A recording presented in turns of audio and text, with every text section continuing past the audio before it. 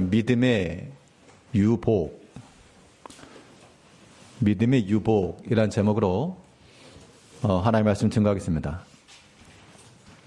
유복이라고 하는 말은 복이 있다라고 하는 뜻인데 그 기준이 무엇이냐에 따라서 복되냐 그렇지 않느냐가 결정되는 겁니다. 오늘 본문에서 예수님께서 말씀하신 이 모든 복은 세상에서 말하는 기준을 따르는 것이 아니기 때문에 세상의 관점에서의 복을 누리려고 그러면 이 말씀을 아무리 봐봐야 은혜롭지도 못하고, 그러나 예수님께서 말씀하신 대로 우리 믿음 안에서의 복을 찾으시는 분들은 오늘 이 말씀은 큰 복인 겁니다. 예수님께서 산상수훈을 통해서 처음으로 말씀하신 이 8가지 복에 대해서 그 기준이 무엇인지를 우리가 알고 우리가 그 기준에 부합한 자들 되어서 예수님께서 친히 말씀하신 그 복된 자리에 들어갈 수 있는 우리가 되어야 되겠습니다. 복이 무엇이냐라고 말씀하신 것이 아니고 복된 자가 누구냐 이겁니다. 그러니까 예수님께서 하신 말씀을 우리가 멀리서 바라볼 게 아니라 그 말씀에 직접 해당되는 당사자가 될 때라야만 복이 있는 겁니다. 돈이 복이고 명예가 복이고 그렇게만 우리에게 볼 게 아니고 복된 사람, 누가 복된 자인가 라고 하는 질문이므로 우리가 그 기준에 부합한 자가 되어서 예수님께서 인정하신 그 복을 받아 누려야 되겠는데요. 믿음 안에서 복된 자들의 특징은 무엇인가? 오늘 본 말씀을 통해서 우리 살펴보도록 하겠습니다. 우리가 잘 아는 대로요. 마음 가난한 자는 복이 있다. 심령이 가난한 자가 복이 있다. 라고 말씀을 했죠. 그런데 여기 계신 성도님들 가운데 아마 여쭤보면 가난이 왜 복입니까? 그렇게 말씀하실 분들이 분명히 계실 겁니다. 다들 어려움의 시대를 지내오셨기 때문에 나는 가난 싫습니다. 지긋짓하고 진절머련하고 싫습니다. 분명히 그러실 거예요.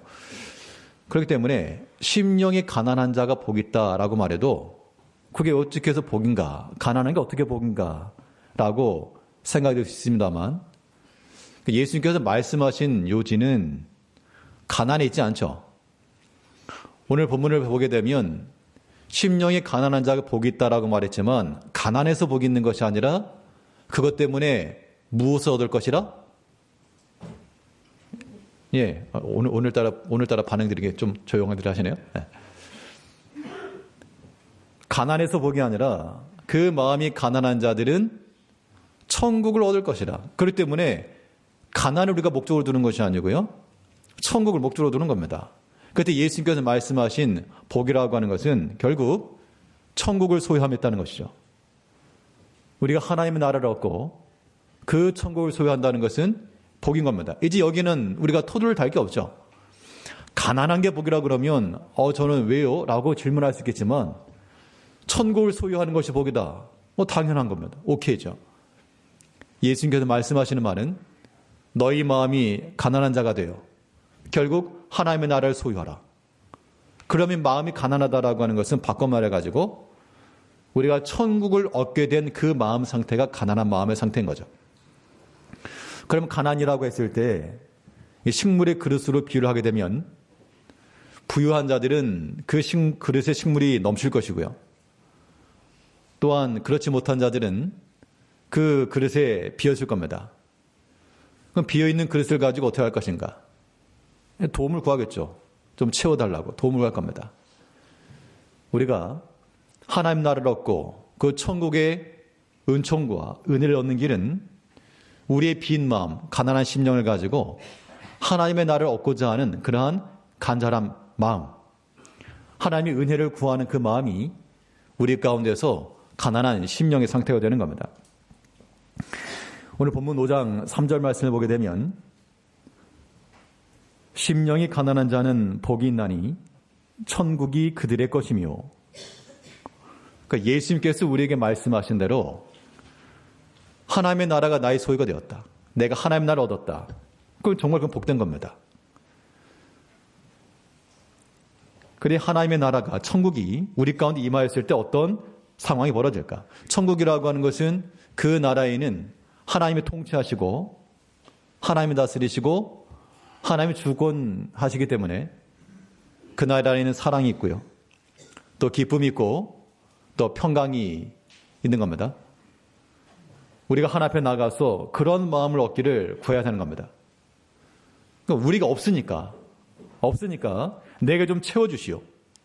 하나님 내게 은혜를 좀 베푸셔서 황량한 내 마음이 하나님의 나라로 변화되길 원하고 또 빈핍한 내 마음이 하나님의 그 영광스러운 것으로 채워지길 원하고 내 마음이 하나님 나라의 그 기쁨과 즐거움으로 넘치길 원하고 이것을 우리가 하나님 앞에 간구할 때 그 간구하는 심령이 우리에게는 가난한 마음이요. 그런 마음을 가지고 하나님의 은총을 구하는 자들은 그것이 바로 천국을 소유하는 복이다라고 말하는 겁니다. 실로 우리는 하나님 은혜로 사는 사람들 맞죠? 하나님께서 우리 가운데 은혜를 베푸시면 오늘 찬송에도 불렀습니다만 주의 은혜로 여기까지 왔고 그러니까 하나님께서 우리에게 은혜를 베푸시면 우리는 굳게 설 수 있으나 하나님께서 우리에게 은혜를 베풀지 않으면 우리가 어떻게 됩니까? 우리는 한순간에 무너지고 말 겁니다. 주의 은혜, 은혜의 반대말이 무엇일까? 은혜라고 하는 것은 값없이 주는 것인데 자격이 없는 사람에게도 미치는 은총입니다. 내가 어떤 특별한 자격이 있다 그러면 그건 권리죠. 그런데 내가 여기서 밥 먹을 자격이 없는데 나에게 밥 한 수를 줬다. 내가 여기에 거처할 자격 없는데 기가할 수 있게 하였다. 그런 것도 다 은혜인 겁니다. 그러니까 하나님의 은혜가 우리 가운데 주어지면 우리는 사는 것이고 반대로 하나님 은혜가 우리 가운데서 가리워지면 그때는 우리의 살 소망이 다 끊어지는 겁니다.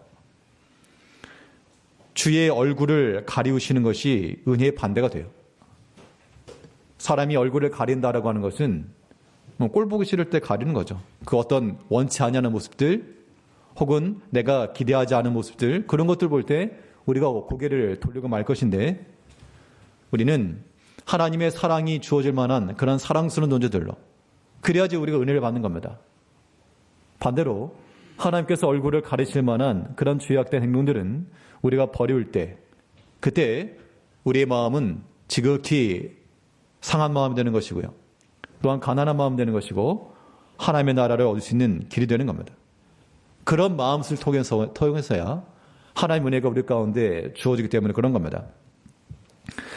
시편 30편 7절 말씀에서 여호와여 주의 은혜로 나를 산같이 굳게 세우셨더니 주의 얼굴을 가리심에 내가 근심하였나이다.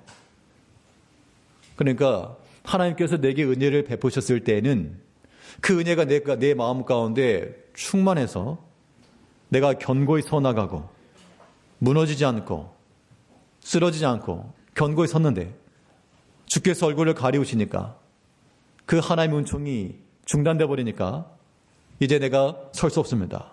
그 이야기입니다. 그리고 어떻게 할 것인가? 주의 얼굴을 우리는 또 찾아야 되겠습니다.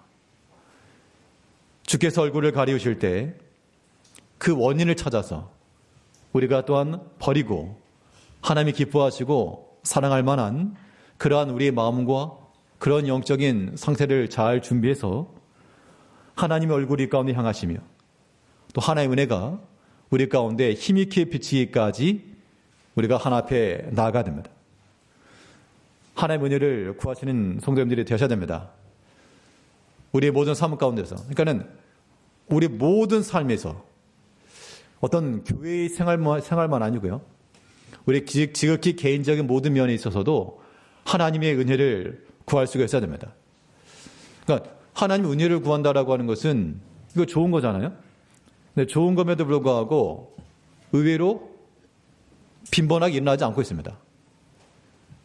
지난 한 주만 생각해 보셔도요. 성도님들의 삶 가운데서 하나님의 은총을 구합니다. 하나님의 은혜 베푸시기를 권합니다. 그렇게 살면 생각하시면서 사는 분들이 과연 얼마나 계실까? 물론 믿음 안에 살긴 하지만 우리의 신앙 고백 속에서 하나님, 은혜 받길 원합니다. 나 홀로 살 수 없고 하나님께서 지금까지 나를 지키신 것처럼 내가 또한 자격이 없고 또한 하나님 앞에 주장할 권리는 없으나 내게도 은혜를 베푸시고 멀리하지 마시고 가까이 하시고 함께해 주시옵소서 라고 하는 그런 마음을 가져야지만 우리가 하나님께 가까이 나가는 겁니다. 또 그런 마음을 가지고 우리가 기도하는 거겠죠. 심령이 가난한 자가 복이 있다. 그 가난한 마음이 결국 하나님의 은혜를 갈구하게 돼 있고 하나님의 도움을 찾게 돼 있고요. 그런 자들에게 하나님께서 하나님의 주권을 나타내심으로 하나님께 역사하실 것이므로 그것이 하나님의 천국이죠. 그럼 하나님의 은혜를 우리가 간구해야 되는데 성경에서는 하나님의 은혜가 주어지는 그런 명확한 방법이 하나 주어졌죠. 하나님의 은혜가 어떻게 주어지는지 성경에서는 너무나도 정확하게 기록하고 있는데 우리가 잘 아시는 대로 은혜를 받는 비결은 자신을 겸손히 낮추는 데 있습니다. 사람이 마음이 높아지게 되면 보이는 게 없습니다. 보이는 게 없다 보니까 항상 자기만 보이게 되고요. 자기 생각, 자기 입장, 자기 상황 이런 것만 보이게 되는데 그런 상태들이 사람이 교만한 상태인 겁니다. 그런 상태에서 우리가 은혜를 받기가 어렵죠. 하나님의 은총이 우리 가운데 임하지 않으니까 하나님의 온전하신 주장과 그 주권도 우리 가운데서 이루어지기 어려운 겁니다. 우리는 우리 자신을 겸손하고 낮은 마음을 가지게 되면 겸손이라고 하는 오늘 본문에서 이 심령이 가난한 것과의 연관성인데요. 심령이 가난한 거니까 뭐 부유하지 못한 것 때문에 좀 슬프겠죠. 그런데 이런 겸손함을 가지고 나가게 되면 하나님께서 무엇을 약속하셨는가 하면 여호와로 말미암는 기쁨을 약속하신 겁니다. 마음에 상함이 있고 아픔이 있고 고통이 있을 때 우리의 마음을 겸비하고 겸손히 낮추면 여호와로 말미암은 기쁨이 우리 가운데 오고 그러면 그 가난한 자가 하나님 안에서 즐거워할 것이라. 이사야 29장 19절 말씀을 보게 되면요. 이사야 29장 19절에서 겸손한 자에게 여호와로 말미암아 기쁨이 더하겠고 사람 중 가난한 자가 이스라엘의 거룩하신 이로 말미암아 즐거워하리니. 그러니까 심령이 가난한 자, 부유함에 이르지 못한 자가 여러 가지 약함 가운데 있었는데 그의 마음을 낮추고 또 겸손하니까 여호와로 말미암아 기쁨이 더하겠고 잠언에도 그러하고요. 또 신약 다른 성경에도 봐도 하나님이 겸손한 자에게 은혜를 주신다 말씀하셨고 교만한 자는 물리치신다 그랬습니다. 그러니까 우리가 하나님 앞에 나아갈 때 기도할 때도 이런 겁니다. 하나님의 약속의 말씀을 가지고 기도하는 것인데 하나님 분명 우리 마음을 낮추고 겸손하면 여호와로 말미암아 기쁨이 더하겠다고 약속하신 하나님. 하나님께서 내게 이 천국의 기쁨을 대해주시고 이게 천국을 소유하는 거죠. 하나님 나라의 그 희락, 하나님 나라의 그런 즐거움, 그 평강 이런 것들이 우리 가운데 충만해야 됩니다. 우리 마음을 낮추게 되면요. 우리 신앙 경험상으로 다 있기 마련이겠지만 실제로 우리의 겸손한 마음을 가지게 되면 그 때가 어떤 때냐. 자, 성경은 뭐라 증거하고 있는가 하면요. 사람이 마음을 낮추고 스스로 겸비하기 시작하게 되면 그때가 하나님의 이것의 시작이라 그랬습니다. 우리 하나님 앞에 무엇인가 구합니다. 하나님 앞에 간구합니다. 기도하죠. 그런데 하나님의 응답이 어디서 오는가 하면 하나님 앞에서 우리가 스스로 낮추고 겸손하고 마음을 겸비하기로 작정하게 되면 그 순간부터 하나님께서 들어주신다. 그러니까 아직 우리 가운데 기도 응답이 실현되지 않았어도 우리가 하나님 앞에서 우리 마음을 고쳐먹고요. 고쳐먹는다라고 하는 것은 잘못된 것을 말합니다. 잘못되었던 마음을 고쳐서 바른 마음을 가지고 하나님 앞에 스스로 겸비하기를 결단하는 그 순간부터 하나님께서 그때 우리 가운데 이미 응답을 해 주신다는 얘기입니다. 그때 우리가 하나님의 은혜를 받는 길은, 우리 마음이 하나님의 나라로 화할 수 있는 길은 우리 마음을 겸손히 낮추고 주의 온유함과 주의 마음을 얻는 데 있습니다. 우리 다니엘 10장 12절 말씀에서는 다니엘아 두려워하지 말라. 내가 깨달으려 하여 내 하나님 앞에 스스로 겸비하게 하기로 결심하던 첫날부터 내 말이 응답받았으므로. 다니엘이 유대에서 잡혀갔던 포로 가운데 한 사람이었고요. 또 바벨론 들임을 이루었습니다. 그러니까 그 민족은 고통 중에 있어도 본인과 본인 가족과 그 자녀들은 그 나라에서 편히 살 수 있는 길이 보장되었지만 우리가 왜 이러한 고난과 이러한 역경에 처했는가? 이 포로된 이유가 무엇인가? 예언서를 읽고 그 서신을 읽고 깨달은 후 하나 앞에 회개하는 마음을 가지고 스스로 겸비하기를 시작할 때부터, 첫날부터 하나님께서 이미 응답을 해주셨다는 겁니다. 물론 그 모든 것의 최종적 결말, 포로에서 돌아오고 하는 것들은 한참 후 일어났지만 하나님의 기도 응답이라고 하는 것이 스스로 겸비하기로 결정하던 그 시로부터 이루어졌다는 겁니다. 그러니까 우리가 기도 응답 받으시려면 뭐부터 하셔야 된다? 스스로 낮아지고요. 여기 겸비하다라고 하는 것은 단지 마음을 그런 의미가 아니라 여기 회개가 동반되는 겁니다. 다니엘에게 있어서의 겸비함이라고 하는 것은 스스로 낮춘다라고 하는 것인데 이거는 자기 자신의 죄와 또 다니엘이 말한 대로 그 민족의 죄와 그 죄를 본인이 끌어안고 회개하는 마음으로 낮아지는 것, 이런 마음은 하나님께서 이미 받으시는 첫 단추가 된다는 겁니다. 그러니까 우리가 기대하는 바는 나중에 일어날지라도 하나님께서 이미 응답을 받으셨다. 그럼 우리가 중요한 것은 우리 마음을 항상 겸손하고 겸비하여 회개하고 돌이키는 것, 이것이 무엇보다 중요하고요. 기도 응답을 받기 위한 정말 필수 불가결한 일입니다. 이걸 안 하니까 우리가 하나님의 응답 가운데 나갈 수가 없죠. 첫날이 안 되니까 둘째 날, 셋째 날이 안 되는 겁니다.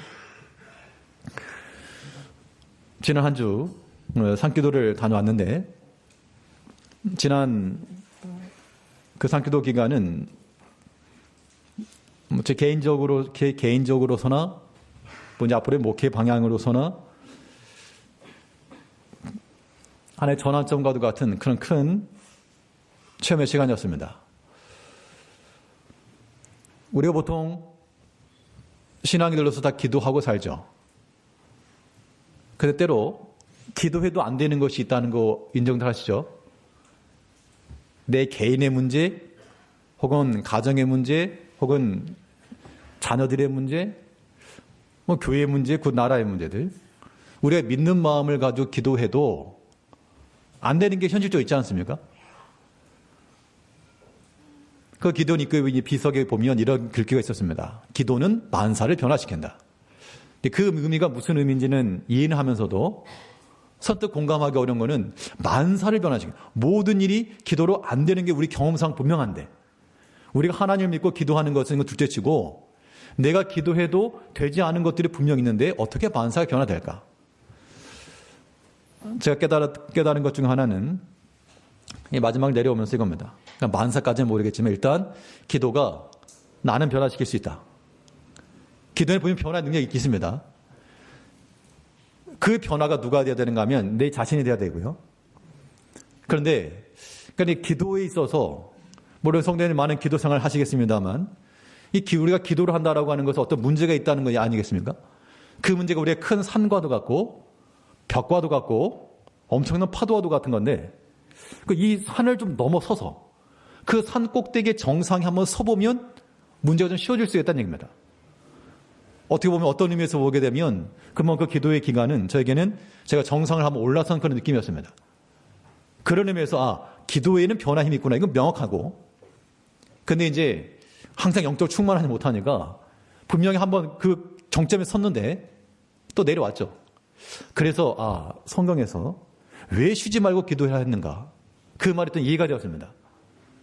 우리 하나 앞에 기도를 하되 쉬지 말고 기도를 하되 쉬지 말고 우리 마음 가운데 하나님에 대한 그런 확신과 하나님에 대한 그런 신뢰가 우리 가운데서 100%가 되지 않는 그 시점에 또 한 번 기도하고 내 마음이 어지러워지고 내 마음이 또한 두려움과 근심에 쌓일 때 그때 또 한 번 기도하고 쉬지 말고 하는 그 기도가 우리를 하여금 기도의 정상으로 계속 올라가게 하는 겁니다.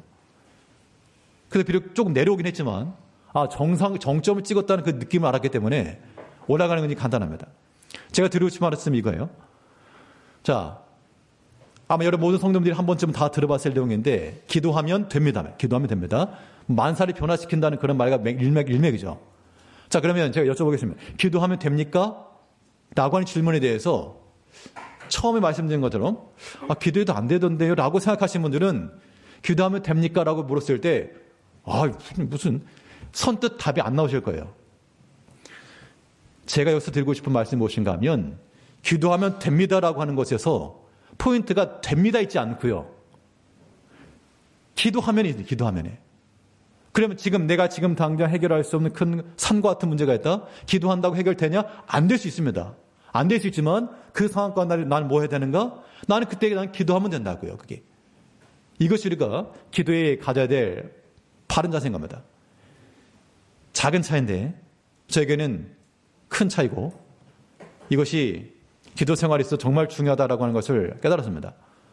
성도님들도 각 개인마다, 각 가정마다 여러 기도 제목들이 있으실 것인데 그때 기도해도 안 되는 그런 게 분명 있잖아요. 그때 우리가 어떻게 할 것인가. 때는 목사님 저에게 기도를 요청하면서도 참 이런 일인데 어떻게 합니까? 기도를 하면서도 이게 안 되는 것이 눈에 뻔히 보이지만 이제는 우리가 어떤 마음을 가질 것인가 하면 비록 내 기도라고 하는 것이 실현되지 않나 할지라도 우리는 기도하면 됩니다. 기도하는 사람이 되어야 한다 그런 얘기예요. 우리 입장이 그런 입장이 돼야 되고 우리의 노선이 그런 노선이 돼야 되고 우리 영적 상태가 그런 상태가 되셔야 됩니다. 뭐 하면 된다고요? 뭐 하시면 된다고요? 기도하면 되신다고요. 아무리 기도해도 정말 내 원하는 것이 100% 이루어지지 않을지라도 다니엘도 그랬습니다. 하나님 앞에 자복하고 회개하는 그 순간 그때 모든 게 응답되지 않았습니다. 그러나 그렇게 겸비하기로 결심하던 첫날부터 하나님 응답해 주신 것이죠. 그런 마음을 가지고 나가니까 하나님 앞에 회개하는 마음이 나오고 하나님 다시 한번 새 마음 주셔서 주일 다시 한번 정진할 수 있는 은총을 달라고 이런 기도가 나오니까 그 이후에 이제 그 예배 전에 시작하기 예배 전에 정말 그런 기도하고 나서 예배에 참여했는데 사람의 마음이 그런 회개함과 겸비함 가운데 들어가니까 일단 찬송가 그 은혜스럽고요. 찬송가 그 가사 하나하나가 어쩌면 그렇게 나에게 주어지는 말씀 같은지 정말 이걸 왜 그냥 지나쳤는지 참 보석과 같은 그런 구절들이 저는 아무튼 그 기도한 이후 들어가서 주며 찬송하는 그 첫 곡에서부터 이미 응답하신 것 같은 느낌? 내가 정말 하나 앞에 강구했던 그 내용들을 정말 그 찬송 가사에 다 적어가지고 내게 들려주는 그런 느낌? 근데 정말 찬송가들이 왜 이렇게 은혜가 되는지.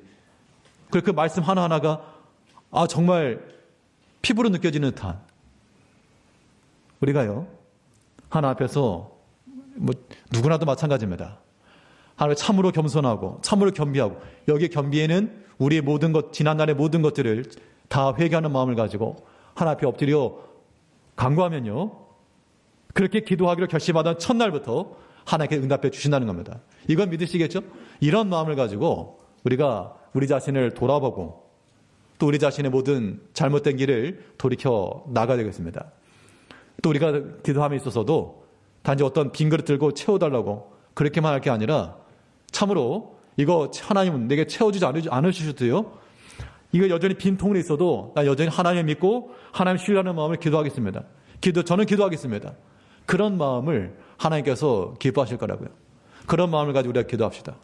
그런 마음을 가지고 우리 개인을 위해서나 우리도 가정이나 자녀들을 위해서나 교회를 위해서나 그런 마음을 가지고 기도하는 거 필요한 거예요. 우리가 전도 초청 예배를 기획하면서 물론 어떤 다른 건 특별한 게 없지만 그런 거죠. 그런 거 한다고 될까? 그런 거죠, 사실. 그런 거 한다고 누가 올까? 결과론적으로 그런 마음을 이제 갖지 않기로 하죠. 그런 마음. 결과론적으로 그런 마음 갖지 마시고 우리가 할 거는 뭐다? 기도하면 됩니다. 기도하면 됩니다. 기도하면 천명의 몸인데 이게 아니라 우리가 할 일은 하나님을 믿고 기도하는 겁니다. 그것이 우리의 신앙의 고백이 돼야 한다는 겁니다. 이것이 하나님 나라를 얻는 길이요 천국의 소유입니다. 이게 복된 것이죠. 우리 성도들도 이 한 주 동안에 예수님께서 친히 그의 입을 열어서 우리에게 말씀하신 심령이 가난한 자 천국을 소유할 것이라. 우리 가운데 하나님 나라가 임하고 하나님의 주장하시고 다스리는 것이 우리 가운데 임하게 되면 여호와로 말미암는 기쁨과 하나님께로 주어지는 그런 평강과 그 사랑과 그 넘치는 은총이 우리 가운데 임할 줄 믿고 천국을 이뤄갈 수 있는 우리 성도님들 되시고, 혹시라도 내 마음이 조금 그에 미치지 못한다. 내가 하나님의 말씀을 듣거나 기도할 때는 내가 저 하나님 앞에 붙들렸는데 이 살아가다 보니까 사람들과 만나다 보니까 또 일하다 보니까 내 마음이 또 떨어지고 영적이 되지 못하고, 그럼 어떻게 하시라고요? 성경에서 쉬지 말고 기도하라고. 그러니까 우리가 하나님 앞에서 항상 머릿속으로는 기도가 돌아가고 있고, 내가 누웠을지라도 머릿속으로는 기도가 돌아가고 있고, 내가 비록 차를 타고 움직일지라도 내 머릿속으로는 기도가 돌아가고 있고, 그런 마음을 가지고 천국을 소유하며 살아가시는 참으로 복되신 우리 성도님들이 되시길 바라겠습니다. 또 믿음 안에서 복된 자들이 누구인가? 어떤 자들이 믿음이 복된 자들인가? 예수께서 말씀하신 둘째 복이라고 하는 것은 또 우리가 아는 대로 애통하는 자가 복이 있다라고 말씀했죠. 이것도 똑같은 거예요. 가난한 게 왜 복입니까? 그런데 천국을 소유한 복이다? 그건 우리가 동의가 되죠. 애통하는 것이 복이다? 슬프게 우는 게 어떻게 복입니까? 그런데 그 애통하는 자들은 뭐 할 것이다? 위로를 받을 것이다. 그러면 위로받는 것은 복이 맞죠. 이제 우리가 하나님 앞에서 이러한 복된 자가 되시려면 위로받음이 실천되어야 되겠습니다. 근데 위로받는다고 하는 것은 이 과정이에요.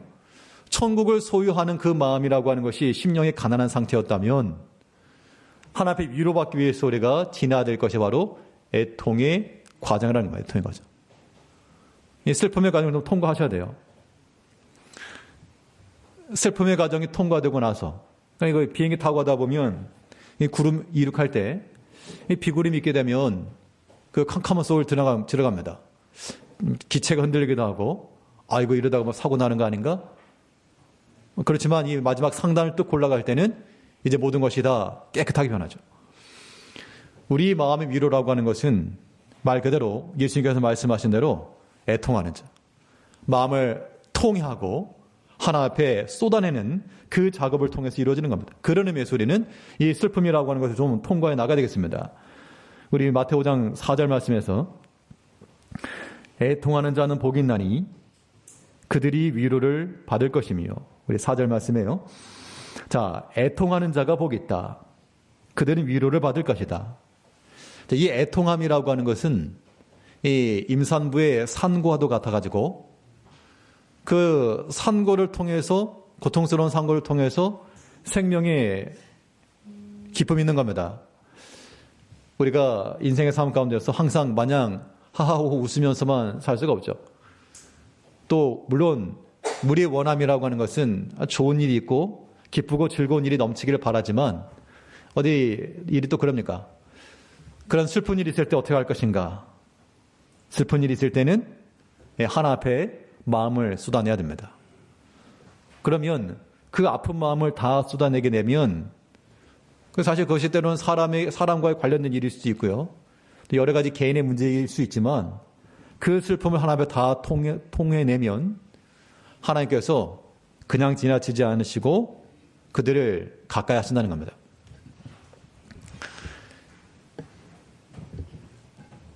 그 예전에 어떤 분이 근데 정말 개인적인 큰 충격이 될 만한 일이 있어가지고 집으로 가던 중 도저히 그냥 갈 수 없어서 그 화장실에 가지고 지하철역 들어가서 막 펑펑 울었답니다. 막 여러 사람이 있는 곳인데 아무튼 그 안에 들어가지고 막 그렇게 막 큰 소리 내면서 우니까 옆에 있던 어떤 사람이 학생 무슨 일이냐고 그랬더니 저 학생 아닙니다. 이제 좀 마음이 슬픈 일이 있어서 그래요. 그랬더니 그러시냐고. 그러면 실컷 울으시라고. 그렇게 했다는 그런 이야기를 제가 들은 적이 있습니다. 사람의 마음이 눈물이 말랐다라고 하는 것은 신앙들 그렇게 뭐 쏙 좋은 것만도 아닙니다. 우리가 맨날 눈물 흘리고 그런 것만도 우리가 바람직한 건 아닌데, 우리가 하나님 앞에서요, 하나님 앞에서 통곡하는 마음을 갖는 거, 이거 예수님께서 말씀하신 대로 복이다. 안 하는 사람보다는, 그렇지 않은 사람보다는 하나님 앞에 나와 통곡한다는, 이거 통곡한다라고 하는 것이 아까 말한 것처럼 하나님 앞에 우리 마음을 쏟아내는 거거든요. 겸손하다는 것이고 겸비하다는 뜻이 거기 있는 겁니다. 사람도 지하철 공중 화장실에서 울고 있는 사람을 그냥 지나치지 않고 무슨 일이냐고 휴지를 건네주면서 위로를 하는데, 하나님께서 그의 사랑하는 자를 위로하지 않으실까? 하나님의 약속이에요. 시편 34편 18절 말씀에서는요, 시편 34편 18절에서 여호와는 마음이 상한 자를 가까이 하시고 충심으로 통회하는 자를 구원하시는도다. 그 마음이 상한 자를 가까이 해주시고, 그러니까 상한 거, 내 마음이 상한 거잖아요.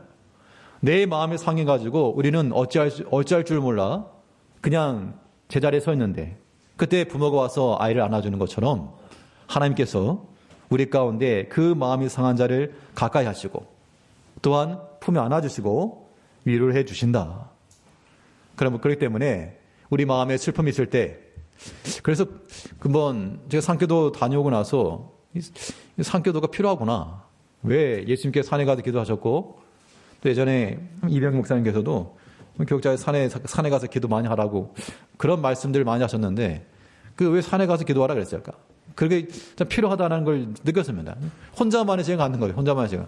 거기서 내가 통곡을 하건, 내가 뭐 댄스를 추건, 뭐 눈치 볼 것도 없고, 하나 앞에 정말 통곡하는 마음으로 아뢰기도 하고, 또 하나 앞에 큰 소리로 찬송하기도 하고, 이런 과정들 필요하고, 또 성도님들도 때로 여러 가지 마음의 막힘이나 상함이 있을 때 언제든지 또 하나 앞에 나아가서 다 토해놓으시면 마음이 상한 자를 그냥 지나치지 않으시고 위로하신 하나님께서, 그래서 마음의 상한 원인이 무엇인지 모르죠. 그 원인은 사람마다 다양하기 때문에 원인은 무엇인지 알 수 없으나, 그러나 원인을 가지고 예수님 하나님께서 건수 봐가지고 내가 가까이 해주겠다 하지 않으시고, 마음이 상한 자를 어떤 이유가 되었든지 마음이 상해 있는 그들을 하나님께서 가까이 하시고, 또한 통회하고 돌이키기를 원하는 자들마다 하나님께서 품으시겠다 약속하셨으니까, 우리 마음 가운데 슬픔과 애통과 그런 애통의 마음인 자들마다 또 하나 앞에서 그 때가 지나기까지 하나님께서 또 나를 지키시고 나에게 위로하실 때까지 하나 앞에 엎드려야 되겠습니다. 사무엘의 어머니였던 한나가 자녀의 문제로 인해서 통곡을 했죠. 어떤 사람에게는 자녀의 문제가 아무런 문제가 아니에요. 그런데 이 한나에게는 그게 굉장히 큰 문제였습니다. 그때 그 문제로 인해서 참 어디도 위로받을 수 없는 그 상한 마음을 가지고 하나님 앞에 나가서, 성전에 나가서 통곡하였을 때 하나님께서 그녀의 기도를 들으시고 또 바로 응답해 주셨죠. 다시는 근심하지 말라. 수치가 없이 얼굴이 갔다. 그리고 나서 나중에 사물이 태어난 겁니다. 기대하는 그런 자녀라고 눈에 보이는 그런 가시적인 것은 뒤에 일어났지만, 하나님께서 이미 하나 앞에 눈물을 쏟으며 통곡하며 간구하는 그 시점부터 이미 응답을 해 주신 겁니다. 그러므로 우리 예수님께서 하신 그 말씀을 따라 애통하는 자는 복이 있다. 하나님 앞에서 우는 겁니다. 하나님 앞에서 우리의 상한 마음을 내어드리고 하나님이 나와 함께 하시며 나를 위로하실 것을 기대하는 마음을 가지고 애통하는 자가 되어야 됩니다. 애통이 사라지는 시대가 되었죠. 하나님 앞에 눈물 흘리는 우리 성도님들이 되시길 바랍니다. 그런데 위로를 받는 방법이 무엇인가? 이것은 원리가 다 똑같은데, 가장 좋은 학습 방법은 가르쳐 주는 겁니다. 그래서 공부를 잘하는 학생들 보게 되면 그 친구들 물어보는 거 모른 척 안 하고 잘 가르쳐 줍니다. 노트 필기 해가지고 자기가 모르는 게 아니라 잘 필기해가지고 또 보여주기도 하고. 왜냐하면 이미 가르쳐 주는 것이 자기가 배운 것을 더 확인해 주기 때문에 그런 것인데, 우리가 위로받는 것도 마찬가지입니다. 위로받는 것도 어떤 사람이 위로를 받느냐? 위로해 주는 사람이 위로를 받는 겁니다. 그때 우리 성도님들이 서로 간에, 피차 간에 서로 마음을 헤아려 줄 줄 알고 돌아볼 줄 알고 위로해 줄 수 있는 그런 성도들이 되셔야 됩니다. 시편 40편, 이사야 40장 1절을 보게 되면, 너희 하나님 이르시되 너희는 위로하라. 내 백성을 위로하라. 슬픔에 잠겨 있는 자들. 하나님께서만 우리를 함께 해주시는 게 아니고 너희 백성을, 내 백성을 위로하라. 상심에 빠져 있고 하나님의 진리 가운데 들어오지 못한 그 자녀들에게 또 너희가 위로하는 자가 되라. 근본 상기도 중 그 목사님이 그 설교 말씀 중에 목회자가 왜 기도해야 되느냐? 기도를 해야지 목회가 되니까 기도하라. 그런 의미에서도 말씀을 하시고 이번에는 어떤 말씀을 하셨는가 하니 목회자 자신을 위해서 기도가 필요하다. 그런 말씀 하시면서 그래서 좀 자신을 돌아보는 그런 계기를 가졌습니다. 그러니까 이제 목사로서 뭐 설교한다고 성경도 보고 또 여러 교회도 보고 성도님들도 보고 그렇게 밖에만 쳐다봤는데 정작 내 자신을 돌아보지 못한 듯한 그런 느낌? 그래서 공부를 열심히 해가지고 한 80점 맞았겠지? 생각을 했는데 전혀 미치지 못하는 그런 느낌? 나는 누군가를 돌아보고 난 누군가를 위해서 기도한다라고 말하며 누군가를 위로하고 때로 어떤 일이 있어도 인내하고 참고 그런 걸 하지만 나는 누구에게 위로를 받나? 나를 위로해 주는 자는 누구인가? 이런 것이 이제 마음의 한편에 뻑뻑 서러움이 들어가지고 그때 또 하나 앞에 그 예배당 아무도 없는 예배당에 밤에 들어갔는데 들어가는 그 순간부터 막 눈물이 왈칵 쏟아지면서 나는 누구에게 위로를 받는가? 근데 그런 마음을 가지고 신세 한탄을 좀 하다가 나중에 어떤 마음이 들었는가 하면 참 성도님들께는 죄송한 마음이 하나 들었습니다. 내가 참 위로를 받고 싶은 그런 마음이 들 정도면 분명히 성도님들도 그런 마음이 들었을 텐데 힘이 필요할 때 힘이 되어주지 못하고 또 위로가 필요할 때 위로가 되어주지 못하고 그런 마음이 너무나 죄송하게 느껴졌습니다. 우리가 하나 앞에서 우리 모든 형제들에 대해서 서로 간에 피차 간에 돌아보시면서요. 서로 간에 또 힘도 되어주시고 또 마음이 상한 자들에게 위로도 해주고 진심으로 또 함께 위해서 기도하자고 기도도 해주시고 기도한다고 해서 해결되지 않은 것이 우리 눈에 보일지라도 우리 같이 기도하자고 그런 마음을 가지고 우리가 서로가 서로를 돌아볼 수가 있어야 됩니다. 그렇게 위로를 해주게 되면 그 슬픈 마음이 위로받고 거기에 우리 힘과 능력이 있는 겁니다. 저도 앞으로 그럴 마음을 가지고 내려왔고요.